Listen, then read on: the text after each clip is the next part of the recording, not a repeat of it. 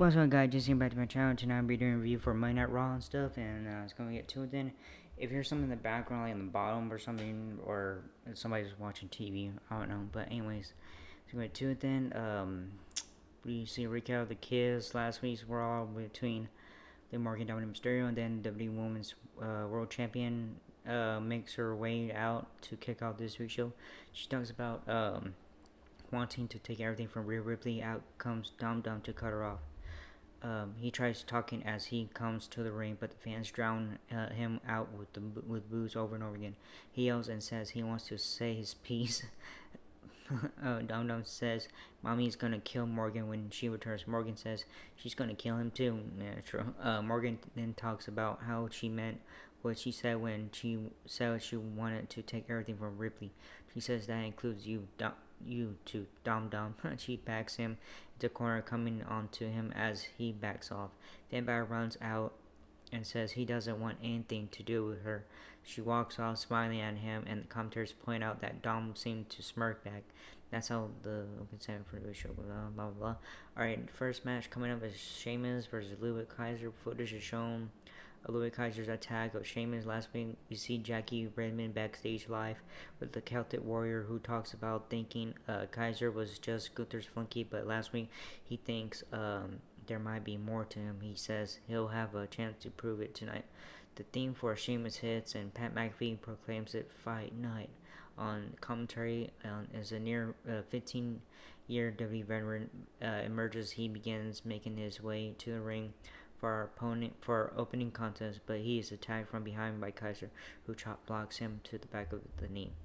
As security gets Kaiser off of him, we shift gears and head to quick commercial break. When we return, we see the match is in progress. Kaiser is focusing on his attack on the injured knee of the WWE legend. Sheamus starts to fight back into competitive form briefly, but again, Kaiser cuts his knee out from under him to take over. Kaiser drops Sheamus on his bad knee onto the steel ring steps with his knee up against the steps. Kaiser charges around the ring side area on the floor and connects with the savage drop kick to his knee. On that note, we shift gears ahead to mid-match commercial break. As the action continues, when we return, we see Kaiser deliver more punishment until the referee literally pulls his arm back to throw the match out as Sheamus is slumped into the corner. Sheamus grabs his hand before he can wave it off. If Sheamus insists he give him another chance, he goes for a bro kick, but his leg gives out. Kaiser gets the win. So winner is Louis Kaiser. Man, I want Sheamus to win. It's so unfair. Our next match is Dragon Lee versus Finn Balor backstage. We see Dom Dom being grilled by Finn Balor in Judgment Day about not doing anything with Liv Morgan. They say that's the problem. He also mentions how he's giving Mommy space. Damon Priest insists he made things right with Mommy and tells the rest of the crew to remind everyone why they run Raw. Dragon Lee's theme hits, and out comes the popular masked superstar for our next match of the evening. As he sells in the ring, we shake gears ahead to quick pre-match commercial break. When we return, we see Dragunov warn Ricochet not to take a fight with Braun Breaker tonight because he's not 100%. Ricochet assures him he's fine. Back inside the arena, Dragon Lee is settled into the ring, and Michael Cole introduces a veiled package to bring fans up to speed on who this high flyer is. The Judgment theme hits, and out comes Finn Balor, and the match gets underway. Dragon Lee starts off strong, but after tons of interference from JD Madonna and eventually Carlito, we see Balor take over and hit his top rope coup de grace for the pinfall victory. After the match, we see the Judgment Day celebrating with Carlito in the ring, when out comes a big white son of a bitch, as Pat McAfee calls him, Braun Strowman, the monster among men. Heads.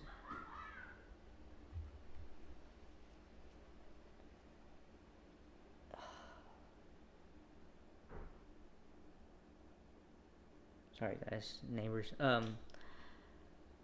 Monster Among Men heads to the ring, accompanied by Rey Mysterio. The two clear the Judgment Day out of the scene and check on Dragon Lee. So the winner is Finn Balor. Sami Zayn gets mixed into Chad Gable. Alright, so we have a segment coming up. Sami Zayn and all that. WWE Intercontinental Champion Sami Zayn is shown walking backstage Hold on, guys. Oh, sorry. Where am I at? Well, walking back to the show, she gears ahead to a commercial break. When we return, we see the Judgment Day telling Carlito he needs to handle the Braun Strowman situation tonight. They walk up, and R-Truth comes up and reminisces about the good old days with the Judgment Day until the Miz appears and tells him otherwise. R-Truth tells Miz he's borderline obsessed with the Judgment Day to the point that it's weird he walks off. Back inside the arena, we see the IC champ makes his way to the ring to a big pop. Zayn gets on the mic but is cut off by the Alpha Academy theme. Out comes Otis, Akira Tozawa, and Maxine Dupree. Dupree hesitantly reads a message from Master Chad Gable about how much all of the Alpha Academy sucks. Zayn pleads with them not to let Gable define who they are, trying to convince them that they are better than them. Gable ends up attacking Zayn from behind. Otis starts to look visibly upset watching this unfold. Gable zeroes in on this and yells at Otis to hit Zayn as he holds his arms up behind his back. Otis gets ready to, but turns and stops. Gable walks over and scolds him. Saul gets in between them and grabs Gable. The fans ooh and ah. This is the Bloodline 2.0 with the Usos all over again. Gable yells at Tozawa and punks him out. He then yells at Maxine to get on her knees and beg him to stop. She does, and he then yells at the three to get out of the ring. Otis walks over and defiantly gets in Gable's face, and the crowd erupts and breaks out into Otis chants. As Gable slowly backpedals, he turns and Zayn goes to work on him.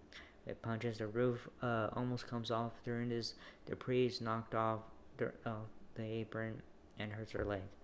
Otis and Zayn look down at her. They turn as Gable yells. Gable and Zayn each yell at Otis to hit the other person. Otis hesitates and eventually scoots Zayn up and slams him down to thunderous boost. He heads out and scoops up Tozawa and Maxine and carries one over his back and the other in his arms to laugh as he walks off. In the ring, Gable poses with the IC title over fallen Zayn as fans loudly boo. Good stuff here. Yeah, it was good. Alright, so next match is Braun Breaker vs Ricochet. Backstage, we see Adam Pearce watching this unfold on a monitor when walks Braun Breaker laughing. He walks at his IC champ. He says he would destroy him. Breaker talks about finally having a match against real competition tonight. Pearce says the only reason Breaker has a match is because Ricochet asked for it. Breaker says he's gonna teach Pearce why he should have put him in the King of the Ring. Inside the arena, Ricochet's theme hits, and out comes the WWE champion without his title belt on him or any acknowledgement of his championship status, of course. As he heads to the ring for our next match of the evening, we cut to a quick pre-match commercial break. When we return, we see Happy Gable applauding the Alpha Academy crew for faking injuries and acting, which they made clear they weren't, to his obliviousness, whatever.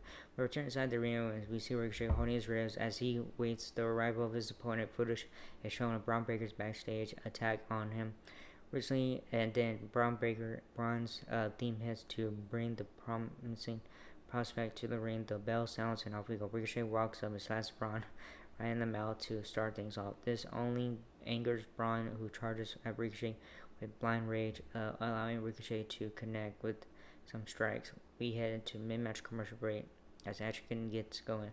When we return, we see Ricochet hit some of his trademark spots, including a big recoil, but ultimately Breaker hits a Frankenstein off the top rope, and spear for the win.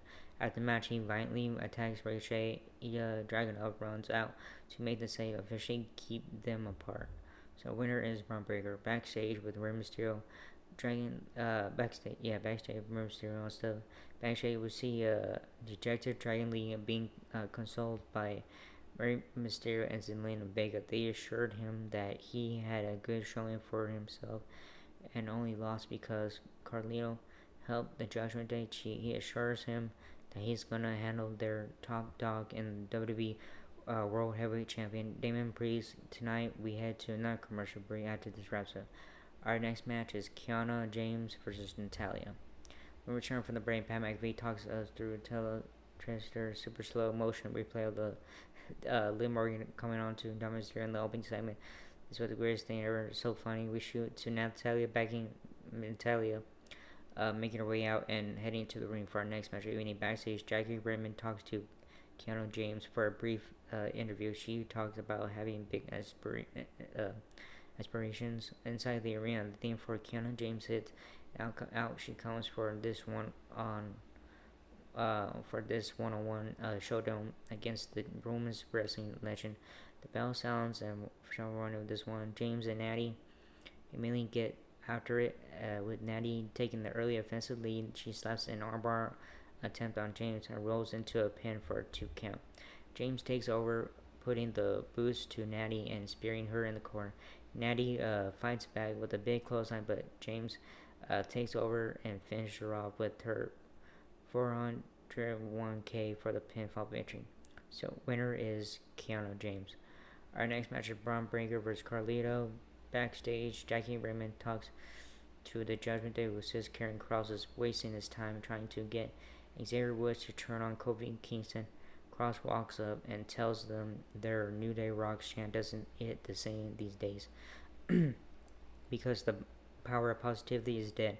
He tells Woods he won't have to follow Kofi around anymore after tonight. Back inside the arena, Braun Strowman theme heads, and out comes the Big White Son of a Bitch, which appears to be his new nickname, at least for Pat McAfee. That's true. It's funny. Said big bitch sells in the ring. We shift gears and head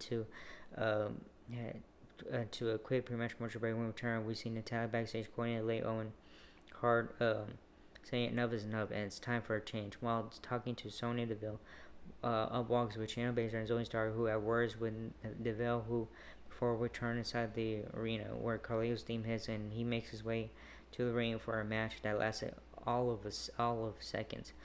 As Strowman quickly finishes him off with ease before a post-match attack from the Judgment Day begins. Strowman fights off Balor and McDonald, then punches a chair away from Dom as he crawls away.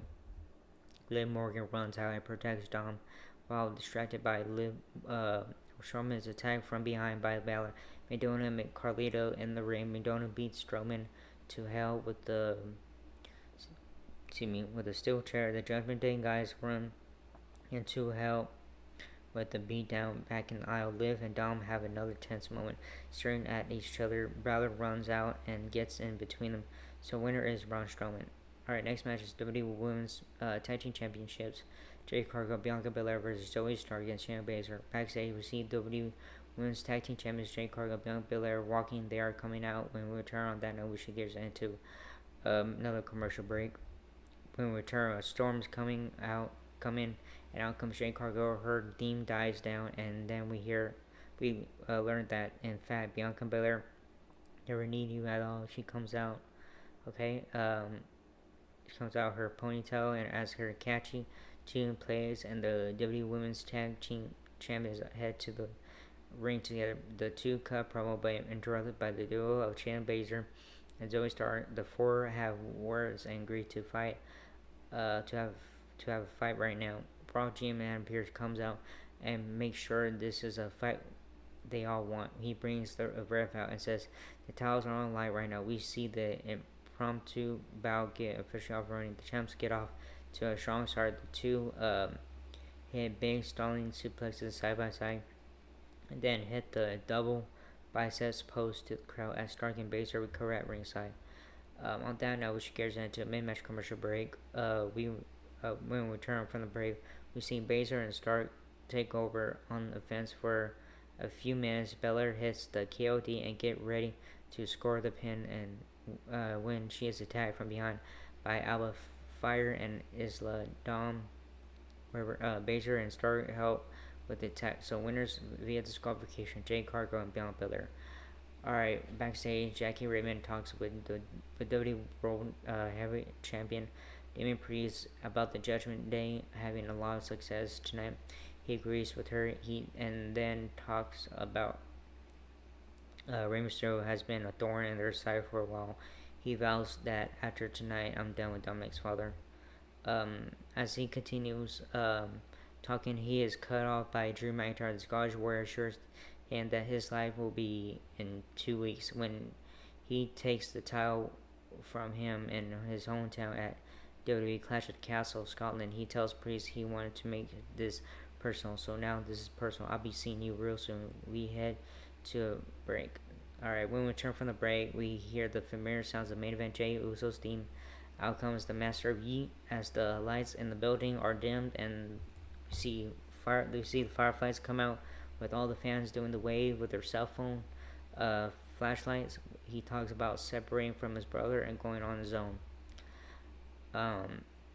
He takes his shades off and while in the crowd cutting the promo thanks everyone for eating with them as he goes on his own journey. He says he's got one more plan for this summer. He says he's going to climb to the top of the ladder, snatch that briefcase, and become Mr. Money in the Bank. His theme hits to wrap this up. Alright, Kathy Kelly is standing by with Lyra Valkyria backstage. She talks to her about Becky Lynch's loss to Liv Morgan. Valkyria assures her Becky Lynch will come back around and show how true winning is done. As she talks about having her sight set on Money Bank, she is savagely attacked from behind by former WWE Women's Champion Io Sky. Alright, so next match coming up is the New Day versus Authors of Pain. We return inside the arena. We hear the familiar sounds of the New Day theme outcomes. Going against everyone to chance New Day. Then they settle and score a circle for our next match of the evening. As Michael talks to a creepy commercial break, return we see the Authors of Pain make their way accompanied by Paul Ellering. The bell sounds and off we go. We see the New Day Sorrow Strong.